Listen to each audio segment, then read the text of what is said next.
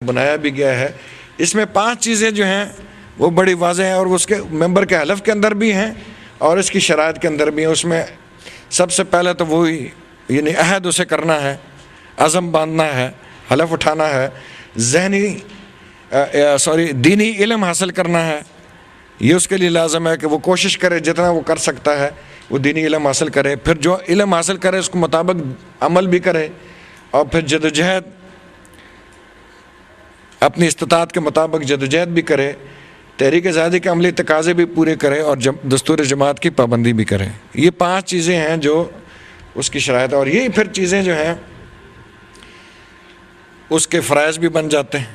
اور انہی کو فرائض کے اندر ریپروڈیوس کیا گیا ہے۔ البتہ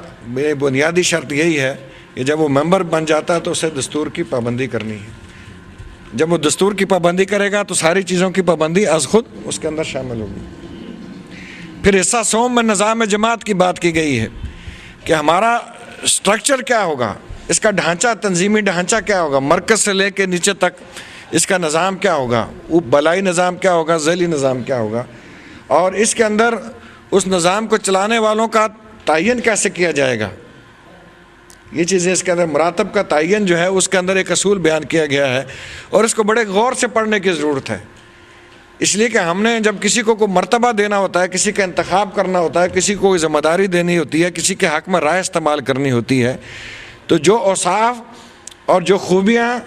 اور جو خصوصیات اس کے اندر ہونی چاہیے اس کو یہاں لکھا گیا کہ ان کو ہم نے سامنے رکھ کے ہم نے فیصلہ کرنا ہے۔ اس جماعت میں آدمی کے درجے و مرتبے کا تعین اس کے حسب نسب، معاشی حالت اور علمی اسناد کے اعتبار سے نہیں، یعنی یہ نیگیٹو ٹرمز میں بیان کیا گیا ڈسکوالیفیکیشن، یہ نہیں اس کو اس طور سے ڈسکوالیفیکیشن نہ سمجھیں کہ ایسا اگر اس کا حسب نسب بہتر ہے، اس کی معاشی حالت بہتر ہے اور اس کا علمی معیار بہتر ہے تو وہ ڈسکوالیفائی ہوگا، یہ معنی نہیں ہے۔ لیکن اگر خالصتاً اس بنیاد پہ آپ کریں گے تو آپ دستور کی خلاف ورزی کریں گے، اس لیے کہ دستور زور کس بات پہ دے رہا ہے؟ دستور دے رہا ہے تقوی، دینداری اور اقامت دین کی جدوجہد میں اس کی جانی اور مالی قربانی۔ یعنی جب بھی آپ کسی کو کسی مرتبے، کسی منصب پر فائز کرنا چاہیں گے، اس کے حق میں رائے دہی استعمال کریں گے، یا تحریک کے ادارے اور تحریک کے اندر ذمہ دار کسی کو ذمہ داری دینا چاہیں گے، تو اس کے لیے یہ 3-4 چیزیں جو ہیں یہ اس کو دستور پابند کرتا ہے کہ وہ ان کا لازمی خیال رکھے۔ اس کا تقوی تو دل کی بات ہوتی ہے، لیکن طرز عمل سے اس کا تقوی واضح ہو جاتا ہے، آدمی معاملات کو دوسرے کے سمجھتا ہے، اس کے طریقہ کار کو، اس کے بارے میں لوگوں کی رائے کو، اور اس کے بارے میں ایک امیج جو تقوی کے حوالے سے بنتا ہے اس کو پیش نظر رکھ کے اس کے طرز عمل، اس کے رویے، اس کے طریقہ کار کے اندر دینداری کے پہلو کو مد نظر رکھ کے، اور اقامت دین کی جدوجہد کے اندر اس نے مالی، جانی، وقت کی کیا قربانی دی ہے اس کو پیش نظر رکھ کے ان مناسب کے اندر لوگوں کا انتخاب کیا جائے گا۔ جو بھی یعنی انتخاب کرنے والے ہیں وہ ان اصولوں کو پیش نظر رکھیں گے۔ تو بنیادی تقاضا جو ہے، بنیادی شرائط کیا ہیں؟ تقوی اور مالی اور جانی قربانی۔ انتخاب کا طریقہ کار یعنی خفیہ رائے دہی کے ذریعے سے ہوگا،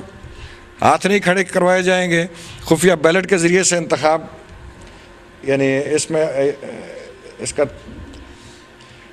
اور اس میں ہر سطح کے انتخابات کی یہی بات کی گئی ہے کہ جماعت اسلامی میں ہر سطح کے انتخابات میں درج ذیل چیزوں کو پیش نظر رکھا جائے گا کہ ایک تو انتخاب خفیہ رائے دہی سے ہو، انتخابات کے لیے بلائی نظم سے کوئی ذمہ دار یا بلائی نظم کا مقرر کردہ کوئی رکن جنرل کونسل ناظم انتخاب ہوگا، یعنی ناظم انتخاب کا تقرر بھی ضروری ہے، اور مختلف سطحوں پر اس کا تقرر کون کرے گا اس کی وضاحت بھی دستور کے اندر موجود ہے۔ اگر حلقے میں انتخاب ہے، مقامی جماعت میں انتخاب ہے، ضلع میں انتخاب ہے، تو اس کا بلائی نظم جو بھی بنتا ہے اس کا یہ فرض ہے کہ وہ ناظم انتخاب کا تقرر کرے گا۔ اگر مقامی جماعت ہے تو ضلع کرے گا، ضلع ہے تو مرکز کرے گا۔ اور پھر اس میں دیگر دفعات کے حوالے دیے گئے ہیں کہ اس کے مرکزی امیر کے انتخاب کے حوالے سے اگر اس کا انتخاب ہوگا تو اس میں جو دفعہ 14 ہے شورا کی اس کو پیش نظر رکھنا ہے، اور دفعہ نمبر 19 کو پیش نظر رکھنا ہے، وہ آگے مطالعے میں آ جائے گی۔ پھر سب سے اہم بات اس میں آ رہی ہے کہ جماعت کے اندر ڈسکوالیفیکیشن کیا ہے. ڈسکوالیفیکیشن یہ ہے کہ کوئی بندہ خود کو امیدوار کے طور پہ پیش کرے، جی میں امیدوار ہوں اس منصب کے لیے، کبھی ہوتا نہیں ہے، کبھی دیکھا آپ نے جماعت کے اندر نہیں ہوتا کہ کوئی خود کو کہے جی میں امیر ضلع ہوں مجھے ووٹ دو، میں اس کا امیدوار ہوں، نہیں ہوتا. یہ ڈسکوالیفیکیشن ہے. جو بھی ایسی بات کرے گا یا اس کے رویے سے یہ مترشح ہوگا کہ یہ اس عہدے کا امیدوار ہے تو وہ ڈسکوالیفائی ہو جائے گا. کوئی بھی اس کا کنڈکٹ اگر اس بات کو ثابت کرتا ہے کہ یہ اس بات کی خواہش رکھتا ہے یا اس بات کی اس نے کنورسنگ کی ہے یا اس بات کا اظہار کیا ہے کہ وہ اس عہدے کا امیدوار ہے تو دستور کے مطابق وہ ڈسکوالیفائی ہو جائے گا. اور دوسرا، کوئی بھی فرد، حالانکہ خفیہ رائے دہی ہوتی ہے لیکن یہ اللہ اور اس کا معاملہ ہے، لیکن دستور نے اس کو پابند کیا اور اس کی پابندی اس کے اور اللہ کے درمیان لازمی ہے کہ وہ اپنے آپ کو ووٹ نہیں ڈالے گا. یعنی کوئی امیر ضلع کے پینل میں ہے، آ گیا، امیدوار تو نہیں ہوتا، اب ایک کو تو پتہ نہیں ہے، لیکن جو بھی ووٹ دینے والا ہے وہ کسی منصب کے لیے اگر اپنے آپ کو ووٹ دیتا ہے تو وہ خود منصف بھی بن جائے کہ وہ ڈسکوالیفائی ہو گیا، وہ پھر جماعت کا رکن رہنے کا اہل نہیں ہے. پھر اس میں منع کیا گیا ہے، ہمارے یہاں دیگر پارٹیوں میں انتخابات کے اندر کنورسنگ ہوتی ہے، ہمارے دستور کے اندر کنورسنگ منع ہے. پھر کچھ عہدے ایسے ہیں جہاں پر انتخاب کے لیے اس کا رکن جنرل کونسل ہونا لازم ہے، محض ممبر ہونا کافی نہیں ہے، اس کا رکن جنرل کونسل ہونا لازمی ہے. اس کا اسی دفعہ 19 کے اندر جو ہے اس کا ذکر کر دیا گیا ہے، جو زے کے اندر کہ 4 کیٹیگریز کو بیان کیا گیا ہے: مرکزی اور ضلعی عہدیداران، مرکزی مجلس شورا، ضلعی شوراؤں کے ارکان صرف جنرل کونسل کے ارکان سے منتخب کیے جا سکتے ہیں. یعنی ان کے لیے رکنیت بنیادی شرط ہے. اور پھر اس میں ایک ہی شخص کو ایک سے زیادہ مرتبہ منتخب اور مقرر کیا جا سکتا ہے. یعنی یہ ڈسکوالیفیکیشن نہیں ہوتی کہ ایک دفعہ ایک آدمی ایک منصب پر آ گیا اور دوبارہ کبھی وہ اس پر نہیں آ سکتا. اس میں کچھ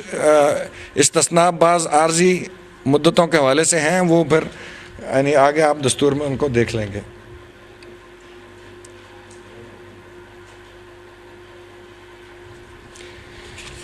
اس میں پھر اگلا جو حصہ چاہ رہا میں وہ مرکزی نظام کے اجزاء سے متعلق ہے کہ اس کے اجزاء کیا ہوں گے،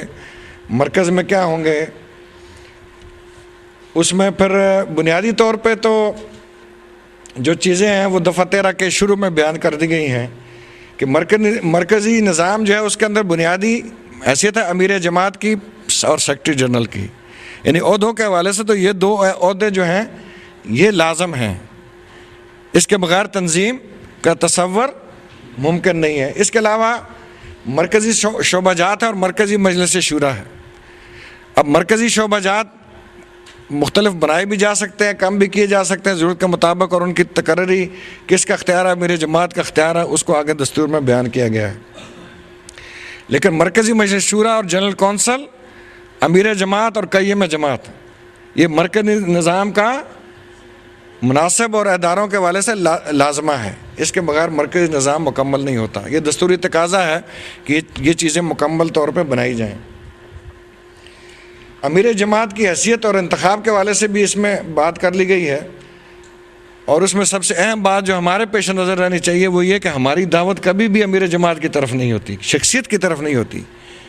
کہ اعجاز افضل صاحب امیر جماعت ہیں تو ہم کہیں جی اعجاز افضل صاحب کی ہم دعوت دیتے رہیں، ترابی صاحب ہیں تو ان کی دعوت دیتے رہیں، کوئی اور ہے تو اس کی. ہماری دعوت کس طرف ہوگی؟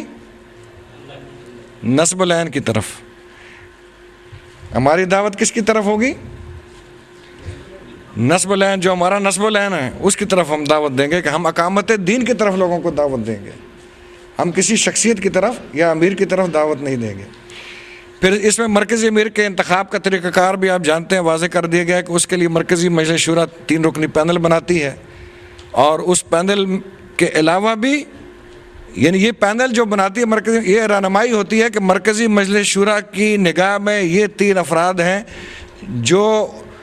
امیر جماعت کے منصب کے لیے دستوری تقاضوں کے حوالے سے مناسب ترین افراد ہیں. لیکن اس کے علاوہ ارکان جنرل کونسل خود بھی فیصلہ کر سکتے ہیں کہ شورا کے علاوہ بھی ان کی رائے کو پابند نہیں کیا گیا کہ وہ کسی بھی رکن جنرل کونسل کی جو فہرست ہے اس میں سے کسی کو امیر جماعت کے انتخاب میں ووٹ دے سکتے ہیں.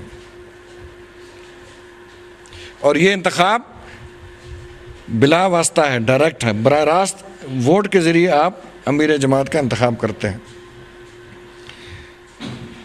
پھر اس میں بنیادی چیزیں ہیں کہ جو بھی مضمرات ہوتے ہیں ایک انسانی اجتماعیت کے اندر، اس کے پیش نظر کبھی امیر جماعت بیمار ہو سکتا ہے، کبھی استعفیٰ دے سکتا ہے، کبھی معذور ہو سکتا ہے، کبھی کسی اور حوالے سے شرعی عذر اس کو ہو سکتا ہے، تو وہ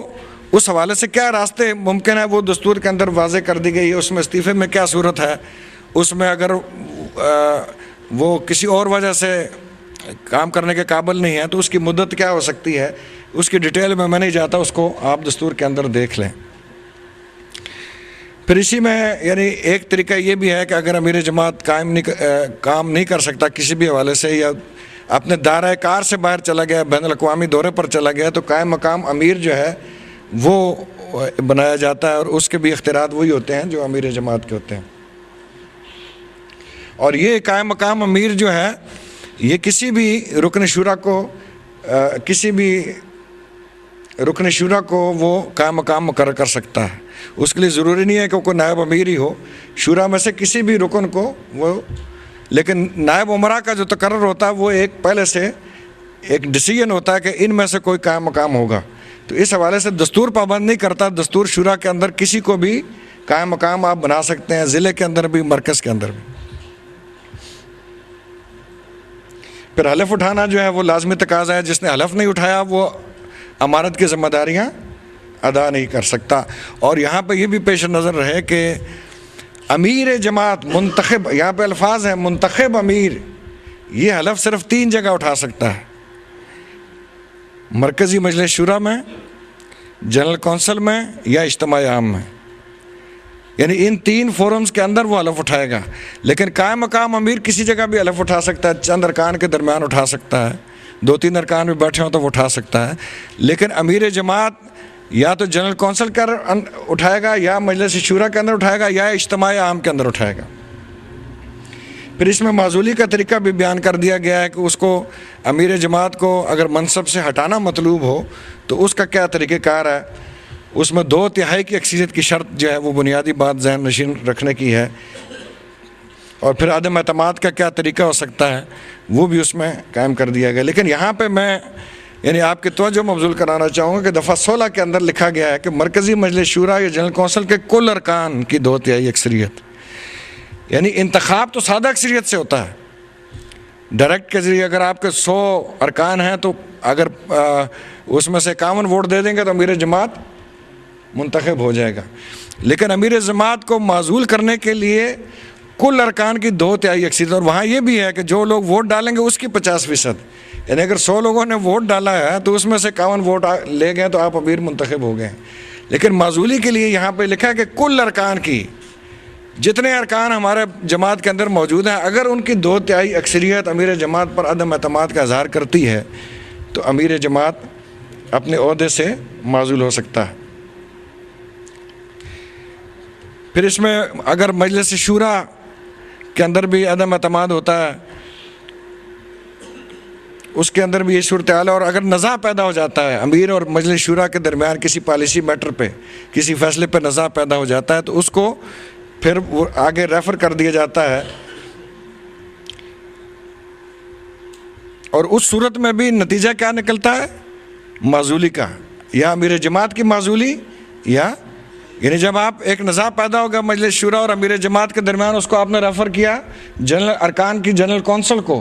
اگر ارکان جنرل کونسل نے امیر جماعت کے حق میں فیصلہ دے دیا تو شورا معزول، اور شورا کے حق میں فیصلہ دے دیا تو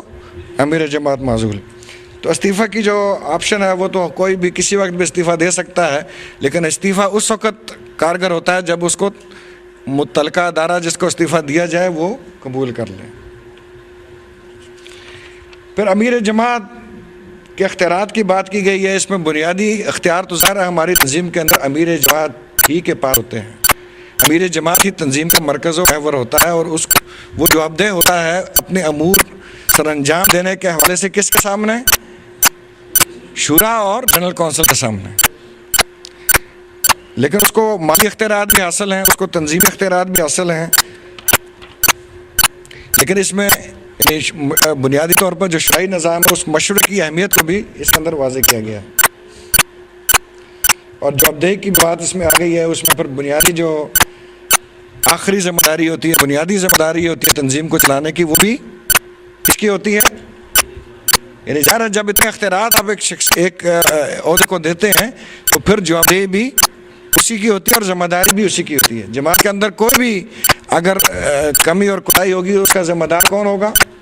امیر جماعت۔ تو حتمی ذمہ داری کس کی ہوگی؟ امیر جماعت کی ہوگی۔ اس کو دستور نے بڑے کھلے یعنی بغیر کسی ابہام کے اس کو واضح کر دیا۔ اور اس میں جو بنیادی وہ مسئلہ جس کے اندر ہم کہتے ہیں کہ ہمارا دستور شرعیت پر مبنی ہے، وہ دفعہ اسی دفعہ کا دفعہ 17 کا 8واں جز ہے، اور اس کے اندر لکھا گیا کہ امیر جماعت پالیسی کی تشکیل